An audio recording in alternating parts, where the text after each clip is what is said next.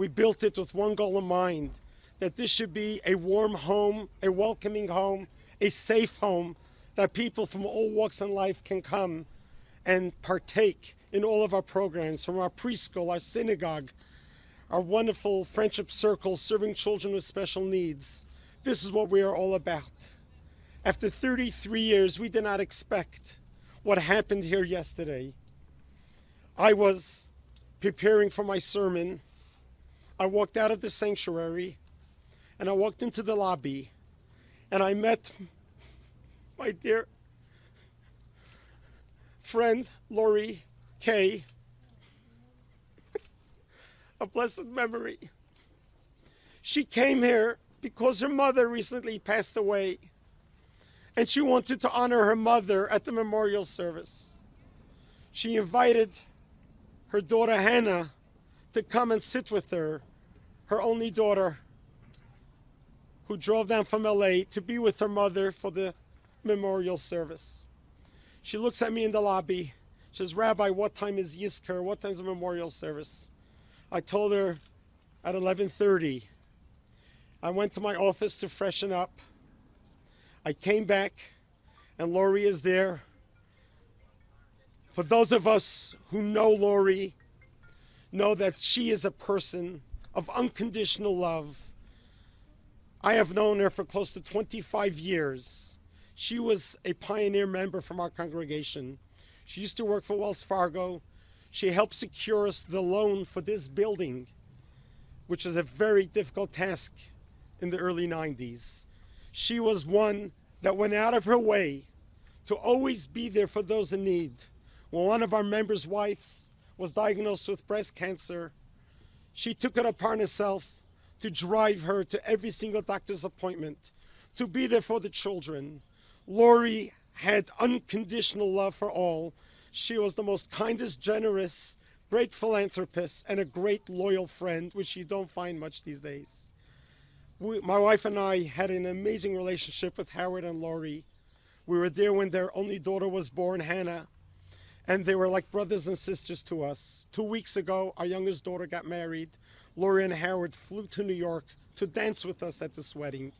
And we just looked at the picture of the bride and Lori dancing together so beautifully.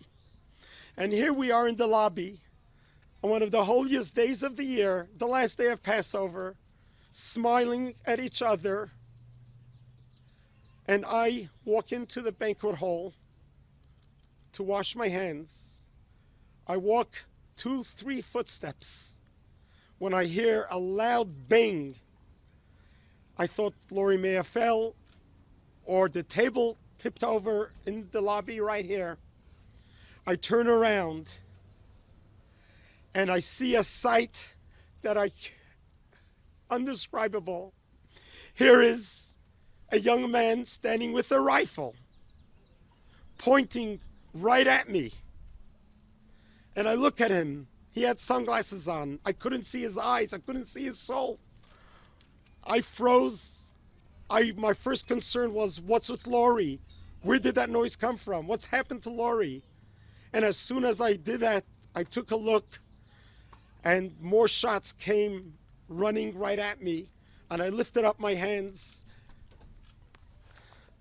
I lost my index finger on this hand after 4 hours of surgery yesterday. They're trying to save the index finger on the left hand. I turn around and I saw the children that were playing in the banquet hall. I ran to gather them together. My granddaughter, 4.5 years old, sees her grandpa with a bleeding hand, and she sees me screaming and shouting, "Get out, get out!" She didn't deserve to see her grandfather like this. I ushered all the children out. Mr. Almog, Israeli war veteran, who's only too familiar with these types of scenes, ran into the banquet hall, gathered more children. He got a bullet in his leg, risking himself to save the children. And little Noah Dahan, who was hit by shrapnel in her leg and very close to her eye. And thank God Almog is well, and Noah has been discharged from the hospital, and they are in recovery. Miraculously, just miraculously, the gun jammed. And in attendance at the synagogue, there was a Border Patrol off-duty agent, Mr. Jonathan Morales, who recently discovered his Jewish roots. He would travel 3.5 hours from El Centro to pray with us at our shul, at our temple. He felt great camaraderie here. He felt this is his house of worship. And many of times I would say, Jonathan, you work for the Border Patrol. Please arm yourself when you are here. We never know when we'll need it. As soon as the gun jammed and as soon as the shouting was going on, he jumped up in pursuit. Oscar Stewart, a former soldier, jumped into action. He tried to tackle down the gunman. The gunman just exited, ran away, got into his car. This is all I understand from hearsay. I didn't see it. And Jonathan pursued him and was able to discharge his weapon and got the car a few times. After the shooter left, this terrorist left, I turned around to assess the situation. And I walk into the lobby and I see Lori laying on the floor unconscious. And her dear husband, Dr. Howard Kaye, who's like a brother to me, is trying to resuscitate her. And he faints and he's laying there on the floor next to his wife. And then the daughter Hannah comes out screaming, Daddy and Mommy, what's going on? This is the most heart-wrenching sight I could have seen. I was frozen in time. I grabbed a prayer shawl, wrapped my arm, my fingers with it. That was just hanging, dangling, and bleeding all over the place. My congregation was gathered outside here. And I said, I got to do something. I got up on a chair right here. And I looked at our congregation. And I said, Am Yisroel Chai. We are a Jewish nation that will stand tall. We will not let anyone or anything take us down. Terrorism like this will not take us down. We just came from Passover. At the Seder table, we sang a song, V'hi Sha'amda, that God has protected us, that in every generation they rise up against us, but God will protect us. Yesterday, this horrific, terrible event that has occurred here, in my own interpretation, Lori took the bullet for all of us. She died to protect all of us. She didn't deserve to die. She's such a kind, sweet-hearted, just a good human being. She didn't deserve to die right in front of my eyes. I was the last one to see her and to be with her. But I do know that this is Lori. This is her legacy. And her legacy will continue. It could have been so much worse. If the sequence of events didn't happen the way it happened, it could have been a much worse massacre. But I grew up in Brooklyn, New York. The Chabad Rabbi, the Grand Lubavitcher Rabbi, was my teacher. I grew up with him, and he taught me that we need to battle darkness with light. No matter how dark the world is, we need to think of light. A little bit of light pushes away a lot of darkness. A lot of light will push away much more. And the Rebbe would say, we all need to teach everyone, no matter what religion you're from, we need to do random acts of kindness. We need to tilt the scale. There's so much darkness now in the world, but you and I have the ability to change. I will never forget yesterday. My missing finger will forever scar me physically, but it's going to remind me how vulnerable we are and also how heroic each one of us can be. We're all created in God's image. We are all partners in creation. No matter what faith or religion you're from, we all have to make this world a better place to prevent this from ever happening again. And to this, I want to thank our dear mayor. I have been in Poway, living here my whole life since I got married. Our children grew up here. Now our grandchildren are growing up here. This is literally, I felt, my safest place. Growing up in Brooklyn, New York was not a very safe place. I came to Poway because I knew it was a very safe place. And it still is the safest place. No matter what happened, we are going to keep our freedom tight and close to us. We're going to stand tall. We're going to grow from it. And I also want to thank our sheriff department, who has been absolutely incredible from the very first call and their response. I have enjoyed being a chaplain for the sheriff department for close to 20 years, sworn in by the former sheriff Bill Collender. And he right away told me what my mission is going to be, is to be able to be there for the deputies and give them the optimism, give them the positive feeling that the world is yet going to be a better place. And I want to take note for other of the victims who have suffered yesterday, physically, emotionally, spiritually.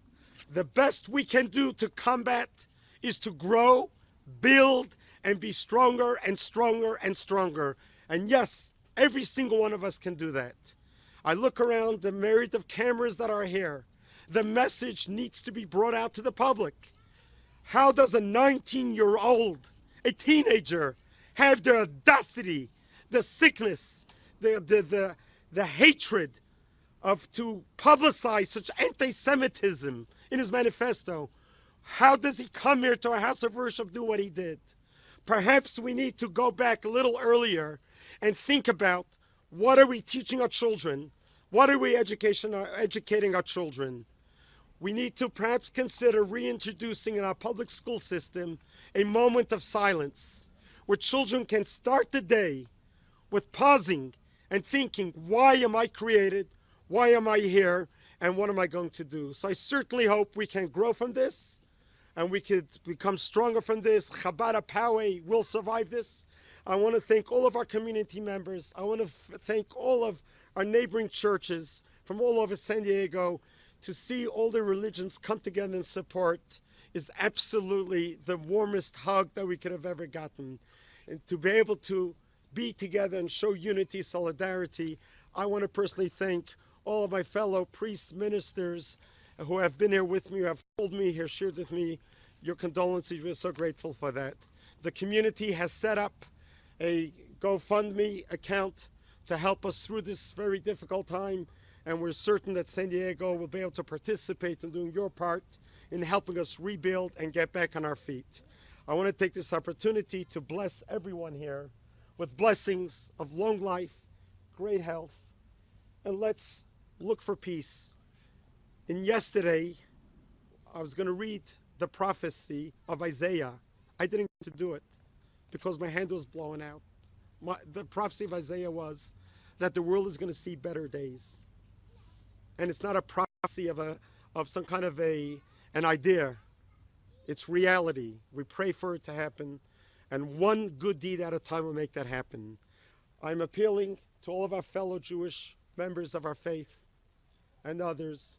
This Friday night, this Saturday, go to your synagogue. We need to fill up those rooms. We need to show them that terrorism, evil will never prevail.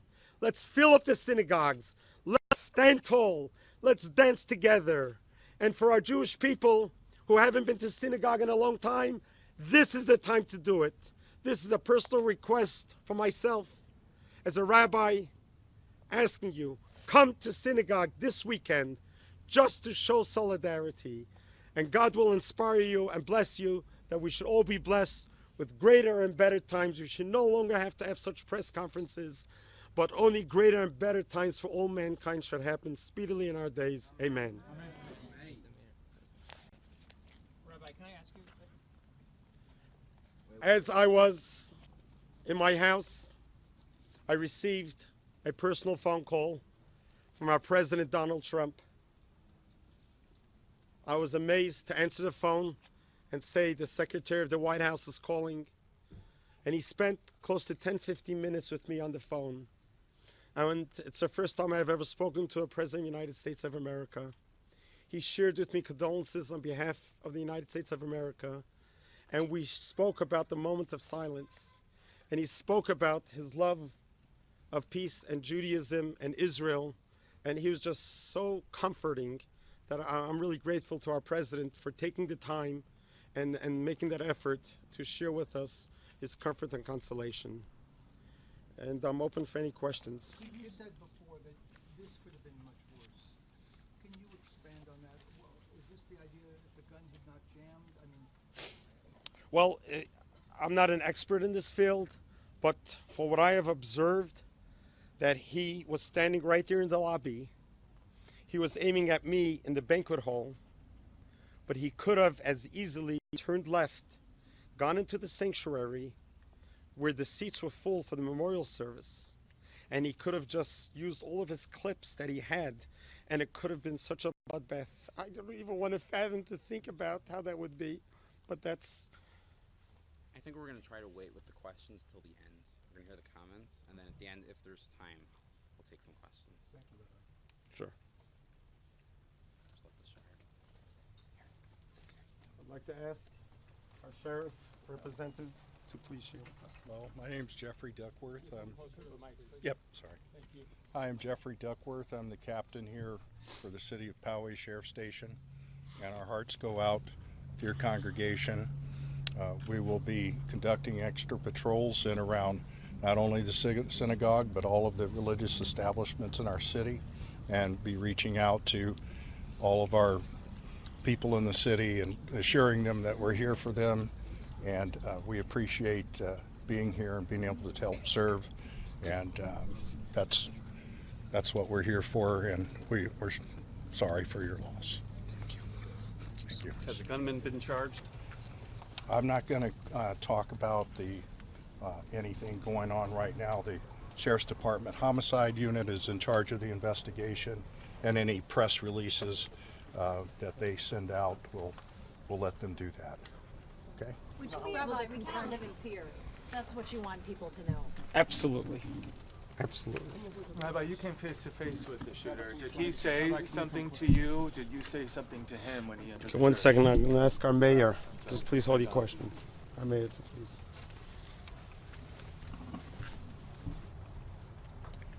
We love you. This whole community. Love you.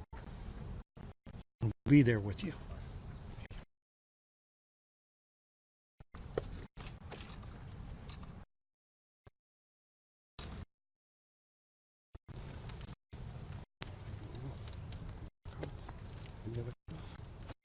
Okay, we'll take two questions. Rabbi, can you guys Here, go say- ahead, go ahead.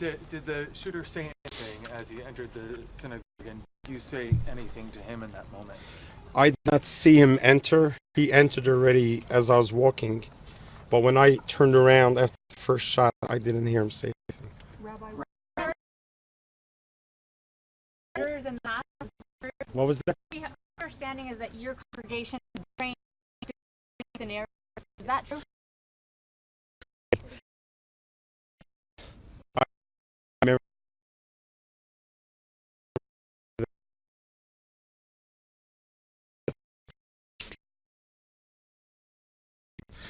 We had so many exit doors that it was so effective that people really, they ducked down and they crawled out to safe areas. All right, that's it for now. Lori trying to protect you? Mention the vigil tonight? Yeah. So I just want one announcement for everyone. 7 p.m.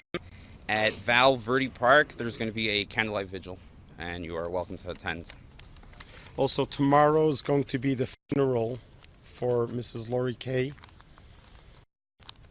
It's going to be probably the hardest day of my career.